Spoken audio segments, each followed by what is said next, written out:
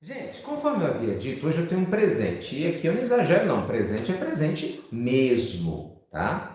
Eu estou trazendo um texto pouquíssimo conhecido, pouco falado, mesmo no meio espírita. Hoje é um texto espírita, então hoje a gente aprende aqui com texto bíblico, com texto do evangelho, com texto budista. Hoje é um texto espírita lindo, tá certo? Da narrativa de Humberto de Campos. Mais um. Humberto de Campos é aquele que escreveu a Boa Nova. Lembra da história de Joana de Cusa?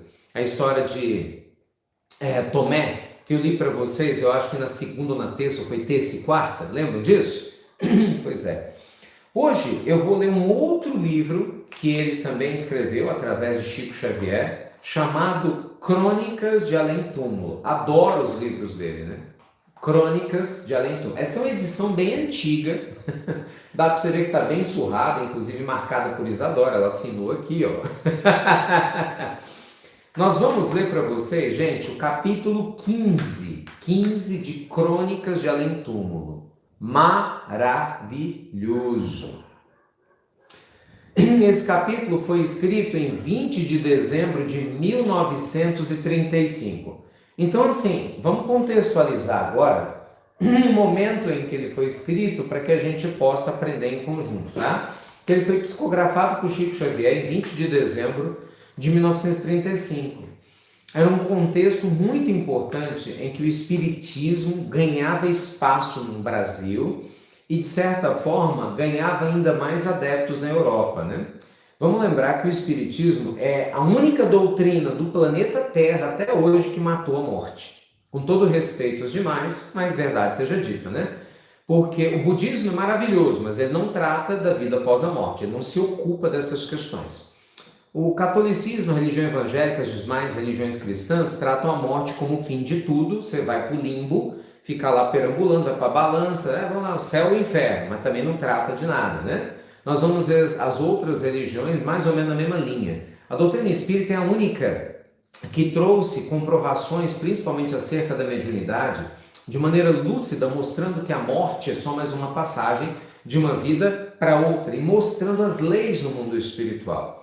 Só que o que muita gente não sabe é que houve um planejamento. Gente, é o que eu falo para vocês. Deixa eu pegar aqui, ó, eu gosto de mostrar. Agora que eu tenho meus assistentes. Peraí, ó.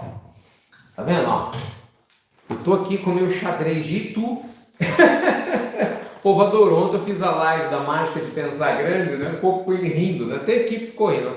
Estou com o meu xadrez de Itu, isso é o cavalo do xadrez, tem várias peças, são quase maiores do que eu aqui. Mas por que eu trouxe esse xadrez? Xadrez, ele é o sinônimo de estratégia, né? O grande enxadrista, o jogador de xadrez, ele é muito estratégico.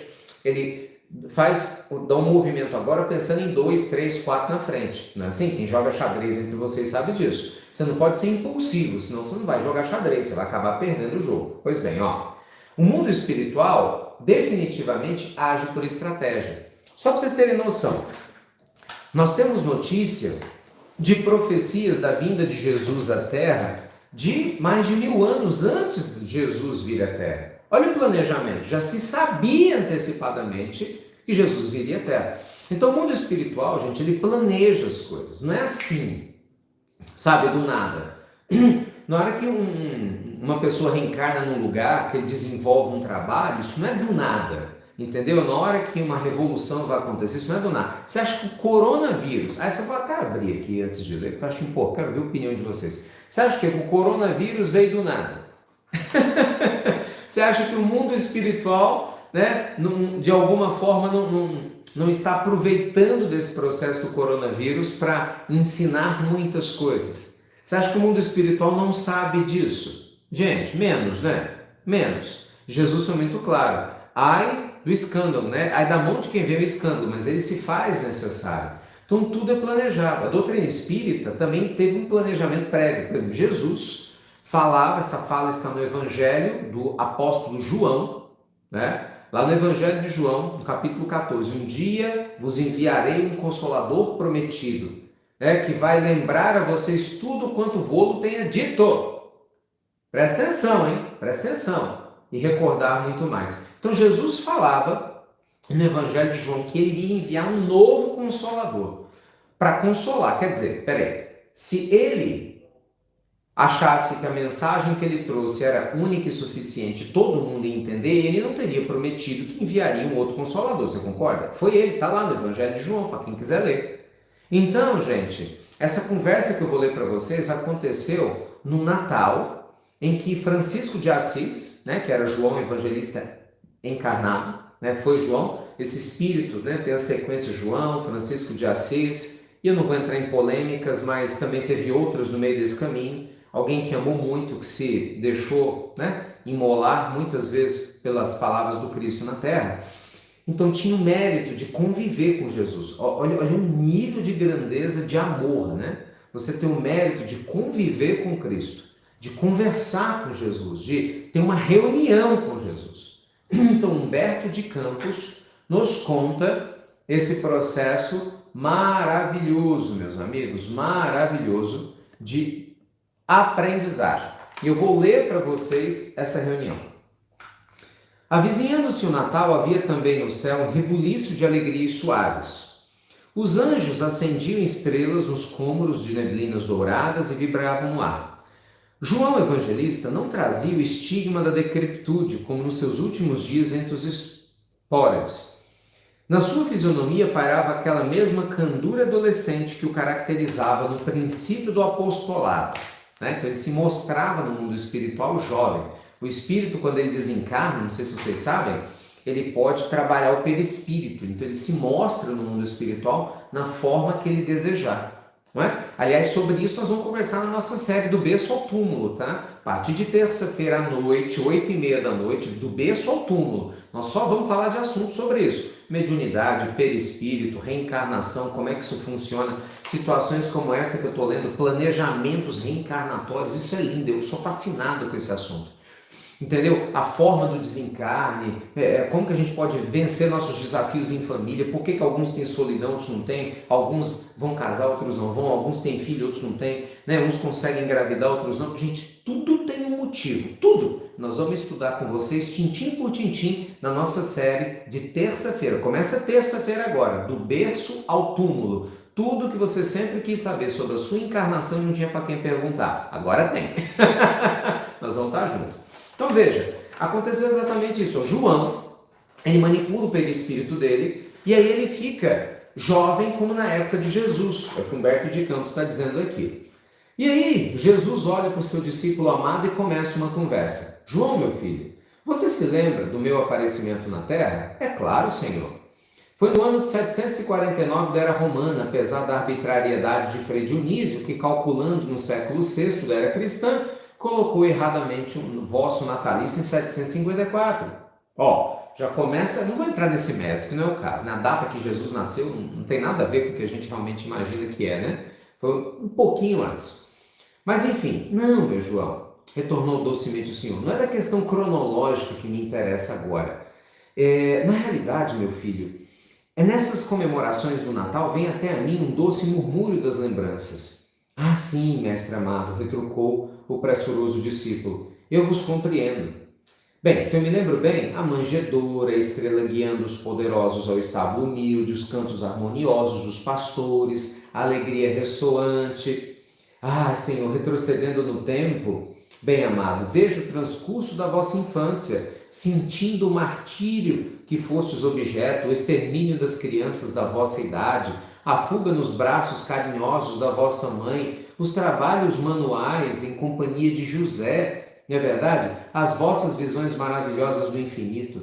Sim, João, meu filho. E por falar nos meus deveres, como seguem no mundo as coisas atinentes à minha doutrina? Então veja, Jesus começa a bater um papo com João, era Natal, Humberto de Campos conta, e aí essa conversa começa de uma maneira serena, né? Nisso, Jesus fala, você se lembra quando eu estava na Terra? E João não entende, lembra, achou que está falando da parte cronológica. Não, Jesus estava falando sobre o contexto que ele reencarnou, né? Que ele estava aqui junto conosco. E depois desse conversar, Jesus fala, João, como é que está a minha doutrina no planeta?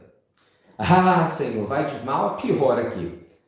Desde o concílio ecumênico de Nicéia, efetuado para combater o cisma de Ar em 325, as vossas verdades são deturpadas. O arianismo seguiu-se o movimento dos iconoclastas em 787. Mas não te recorda, João, que a minha doutrina era sempre acessível a todos os entendimentos? Eu deixei aos homens a lição do caminho, da verdade e da vida, sem lhes haver escrito uma só palavra. Vocês notaram, gente, que Jesus não escreveu nada? Que os ensinos do Cristo estão perpassando os séculos, os milênios, visitando as nossas almas através das linhas do tempo, pelos exemplos de cada um de nós e pelas lembranças, porque Jesus não escreveu nada. Ele não escreveu nada. Tudo isso é verdade, Senhor, mas logo que regressastes aos vossos impérios resplandecentes, reconhecemos a necessidade de levar à posteridade os vossos ensinamentos. Os evangelhos constituem a vossa biografia na terra. Contudo, os homens não dispensam em suas atividades o véu da matéria e do símbolo. Nem nós, nem os evangelhos poderíamos escapar. Em diversas basílicas de Ravenna e de Roma, Mateus é representado por um jovem, Marcos por um leão, Lucas por um touro, e eu, Senhor, estou ali sob o símbolo estranho de uma águia. Uma coisa curiosa, o próprio João não entendeu nada, mostrando como nós temos necessidade de símbolo, né? Na Terra a gente é muito apegado a coisas materiais. Naquela época, então, nem se fala. E a gente se esquece da essência, né? Então, assim, a conversa é nesse nível, até que algo acontece. Qual o núcleo, meu filho, da minha doutrina que detém no momento a maior força de expansão na Terra? É o departamento dos bispos romanos. Aí Jesus, no caso, se referia à igreja romana, né? Que se recolheram dentro de uma organização admirável pela sua disciplina, mas altamente perniciosa pelos seus desvios da verdade.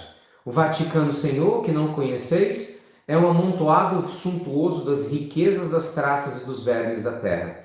Dos seus palácios confortáveis e maravilhosos, irradia-se todo um movimento de escravização das consciências. Enquanto vós não tinhas uma pedra onde repousar a tua cabeça dolorida, os vossos representantes dormem as suas cestas sob almofadas de veludo e de ouro. Enquanto trouxestes os pés macerados nas pedras do caminho escabroso, quem se inculca como vosso embaixador traz a vossa imagem nas sandálias matizadas de pérolas e brilhantes. Não é forte isso, né? Infelizmente. Então, meu discípulo amado, não poderemos alimentar nenhuma esperança? Senhor, infelizmente é preciso que nos desenganemos. Por um estranho contraste, há mais ateus benquistos no céu do que aqueles religiosos que falaram em vosso nome na terra. Cara, isso para mim é uma vergonha. Olha a fala de João, gente.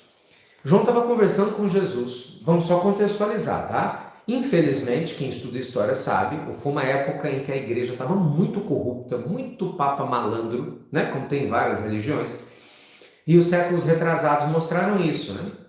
E era uma situação muito complicada. A luta pelos interesses particularistas, aí você ia lá para a banda dos muçulmanos, uma matança por causa de guerra religiosa.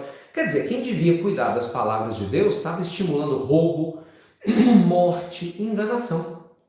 Então Jesus fica preocupado, mas os meus representantes, eles que falam em meu nome, estão agindo assim? Uau! E aí João fala, pois é, Senhor, tem mais ateus benquistos no céu do que os vossos representantes. Gente, é uma vergonha para nós, né? Porque isso vale para mim e para você. Isso não mudou muito não, viu? Eu vou ler o resto da história, mas muitos de nós ainda somos assim. A gente conhece a palavra, a gente estuda, a gente se trabalha, a gente se aperfeiçoa do ponto de vista intelectual, mas nossa, xinga, a gente ainda briga, ofende, não é? É orgulhoso. Quer dizer, nós que deveríamos ombrear lado a lado junto a Deus, aqui na terra, com os nossos irmãos em necessidade, infelizmente ombreamos pelo nosso ego. E aí a gente se deixa levar por tudo isso. Então, muito triste, né? E aí Jesus fica triste. Entretanto, sussurrar os lábios divinos com muita doçura, eu consagro o mesmo amor à humanidade sofredora. Apesar da negativa dos filósofos, as ousadias da ciência, o apodo dos ingratos, a minha piedade é inalterável. Que sugeres, meu João, para solucionar tão amargo problema? Ah, Senhor, já não dissesses um dia, mestre, que cada qual tomasse a tua cruz e vos seguisse? Mas eu prometi ao mundo um consolador num tempo oportuno. e os olhos claros e límpidos, postos na visão piedosa do amor de seu Pai Celestial. E Jesus exclamou: se os vivos nos traíram, meu discípulo bem-amado,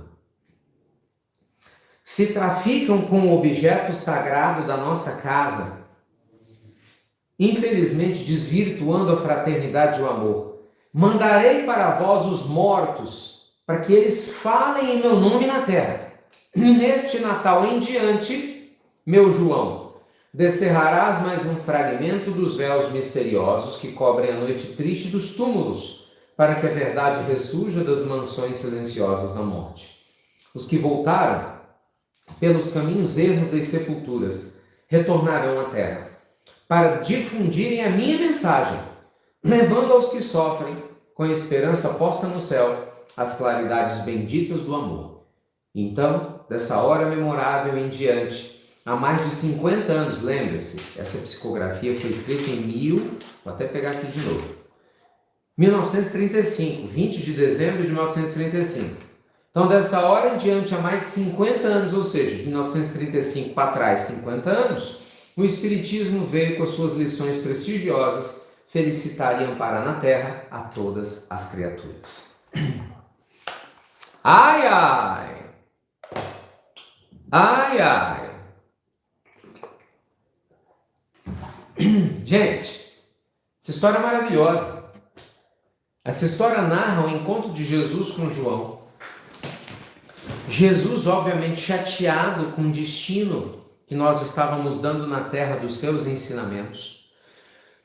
E aí ele fala, já que os vivos no mundo, que deveriam cuidar da minha palavra, aquelas que são autoridades constituídas, que têm o respeito de todo mundo, não estão valorizando, então eu vou mandar os mortos falarem. E Jesus autoriza nesse processo toda a construção de planejamento reencarnatório, e aí é planejada a reencarnação de Allan Kardec, de Leon Denis e de vários outros, de Bezerra de Menezes no Brasil, e de diversos outros espíritos que retornam à pátria espiritual, à pátria terrena, para poder ajudar na difusão dessa doutrina magnífica que mataria para sempre a morte e que nos mostraria que nós somos herdeiros de nós mesmos. Olha que coisa mais linda, meus amigos. Às vezes a gente acha que as coisas acontecem por acaso. Não. Gente, tudo é planejado. Para quem chegou agora, eu estou lendo o livro Crônicas de Além-Túmulo. Livro Crônicas de Além-Túmulo. Maravilhoso esse livro. Várias histórias. A Ordem do Mestre, capítulo 15. A Ordem do Mestre.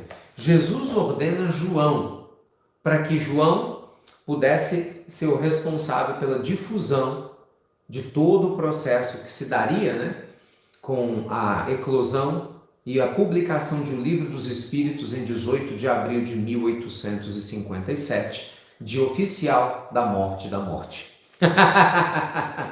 O medo da vida, eu falo assim, o medo e o ódio morreram quando Jesus sai da cruz e ele retorna na ressurreição, porque ali literalmente você perde o medo, você começa a acreditar literalmente, quem não acreditava, que a vida é muito maior que todos nós. Mas do ponto de vista claro, é no lançamento de O Livro dos Espíritos que você mata a morte. Por quê? Porque ali você tem mais de 1000 perguntas. Na primeira edição não, uma curiosidade histórica, a primeira edição do Livro dos Espíritos tinha pouco mais de 500 perguntas. Na segunda edição, ampliada e revista, Allan Kardec coloca as 1019 perguntas, com diversos temas que os espíritos responderam a Kardec. Quero lembrar, Kardec tinha médiuns diferentes, fazia a mesma pergunta para pessoas diferentes que não se conheciam. Detalhes, eram meninas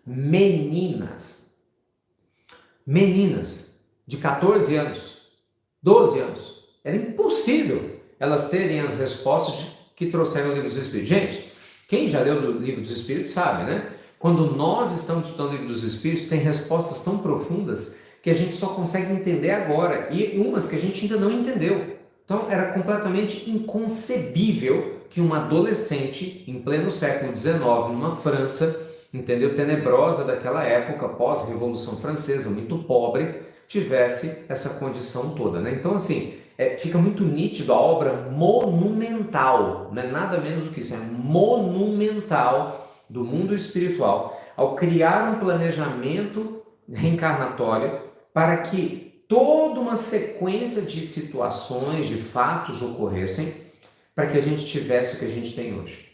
Então, se nós hoje estamos aqui em pleno século XXI, né, tendo a oportunidade de fazer um evangelho no lar, de ter livros como esse, é porque esses gigantes séculos lá atrás desenvolveram o seu trabalho. Então, meus irmãos, é muito importante a gente entender que nada acontece por acaso. Nada acontece por acaso, né? Nós ainda temos muitas pessoas que se deixam levar pelo medo da morte, pelo medo da vida. Muita gente que ignora a lei divina, imutável e pura. Muitas pessoas que ignoram como nós temos a condição de nos aperfeiçoarmos moralmente. Muitos de nós ignoram que nada acontece sem que haja um propósito divino. Tudo tem uma razão de ser. E que quando nós nos deixamos levar por esse propósito maior, né, tão bem eternizado nessa fala de Humberto de Campos, a gente reforça a nossa conexão com a vida. Então, meus amigos amados, olha que lindo, a gente está nessa época do coronavírus, né? De quarentena, muita gente saindo da quarentena, você tem subnotificações. Infelizmente, alguns países que continuam com o coronavírus, olha que revolução, né? Quanta gente que nunca tinha estudado nada pela internet, agora está fazendo tudo pela internet. Bem, no mundo espiritual, a comunicação na internet online acontece há mais de 200 anos. Você vai ler o Nosso Lar, o livro de André Luiz, que foi psicografado ali nos idos, né, dos anos 30, você vai identificar uma coisa incrível, né? Você vê, em Nosso Lar já se falava de televisão, sendo que a televisão só foi criada depois da década de 50. Você tinha rádios em Nosso Lar.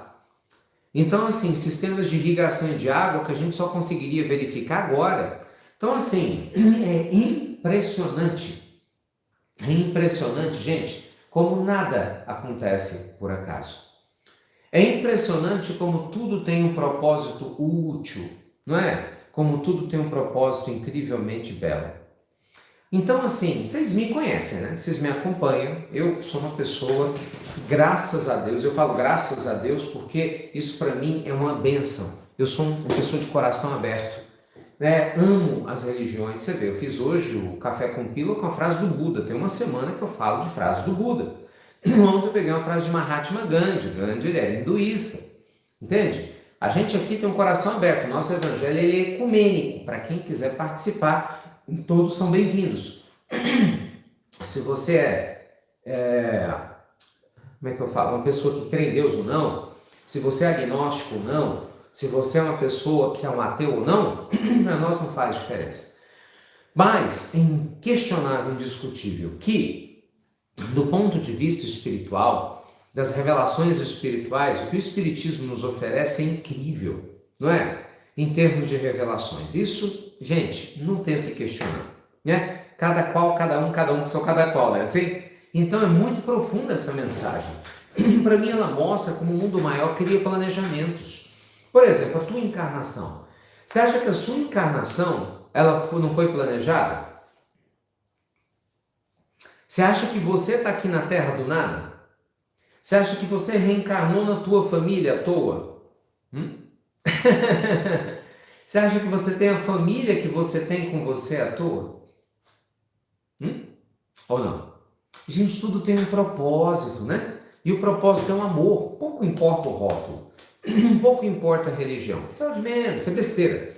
Religião não é o que te salva, não é o que te liberta. É o amor que está na tua alma, né? Nossa maneira de viver. A conexão maior ou menor que a gente vai ter com a humanidade, com as criaturas, com a natureza, com as plantas, com tudo. É muito importante, meus irmãos, a gente ampliar. Por isso que a gente está criando uma nova série. Essa nova série do berço ao túmulo é um sonho antigo que eu tenho, um pedido antigo do mundo espiritual. A gente estava esperando a melhor hora para trazer isso à tona e parece que chegou a hora. Por quê? Porque eu sei que tem muita gente que tem dúvidas profundas. Reencarnação existe mesmo? Será? Como que eu sei disso? Não é? Planejamento kármico? Que troço é esse? Então as coisas não são por acaso? Não. Peraí, por que algumas pessoas engravidam com tanta facilidade e outras não? Por que tem gente que não quer engravidar e engravida e pessoas que querem, né, casais não conseguem? Por que tem tanta violência no mundo ainda? Como é que fica o mundo espiritual perante tudo isso? Por que algumas pessoas têm facilidade para ganhar dinheiro e outras não? Por que algumas pessoas se perdem no campo do sexo e outras não? Percebe quantas coisas? Tchan, tchan, tchan, tchan. Tchan, tchan, tchan, tchan. Consciência. Uau. Olha que lindo. Coragem. Uau. Sonho.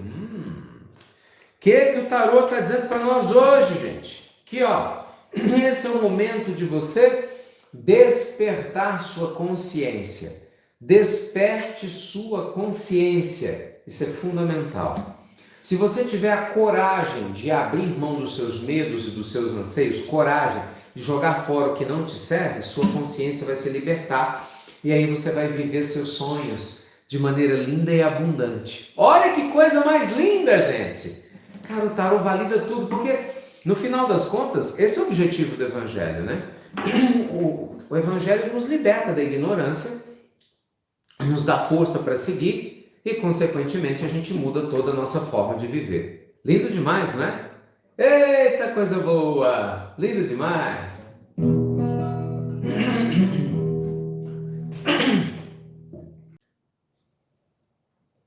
Jesus querido. Obrigado, Senhor, pela grandeza da vida, pela bênção de cada momento, pelo aqui e agora. Obrigado pela bênção desse Evangelho de hoje, que nos mostra o amor de Jesus para conosco, o cuidado, o zelo, o carinho, o planejamento para cuidar do nosso esclarecimento aqui na Terra. Obrigado, Senhor, esses espíritos nobres que, embora transitando de um plano para outro, não se esquecem de compartilhar o seu amor com a gente. Protege-nos uma vez mais, fluidifica as águas que vamos beber, fluidifica essa água que vamos compartilhar com nossos familiares, os animaizinhos, né? As pessoas, as pludinhas, com todo mundo. E abençoe, Pai, a humanidade. Que nossa humanidade cresça, se desenvolva e que possamos vencer todas as aflições. Seja conosco, nos iluminando e abençoando uma vez mais. Que assim seja.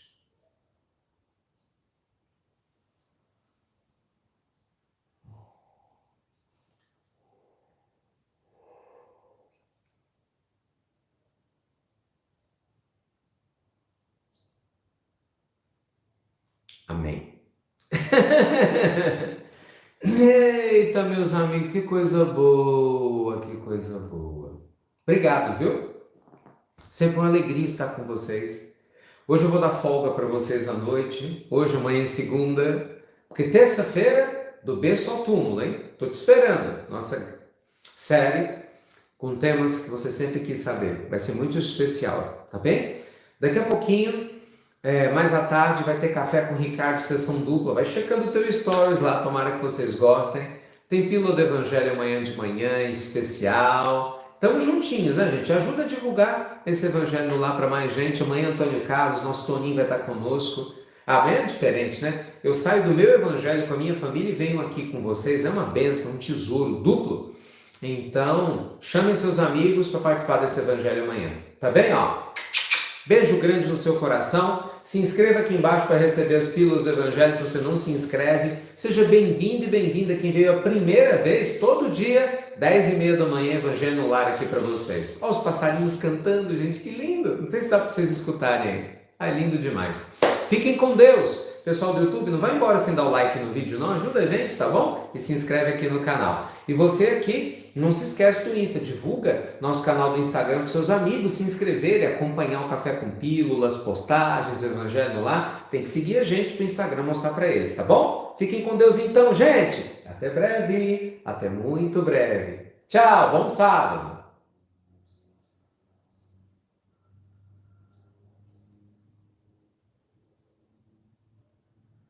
Que coisa boa, gente, que maravilha. Sempre uma alegria estar com vocês, pessoal do YouTube. Obrigado por tudo, viu? Ó, Paz e bem para você também, Cleusa. Obrigado. Até amanhã, gente. Com Deus. Com Deus. Tchau.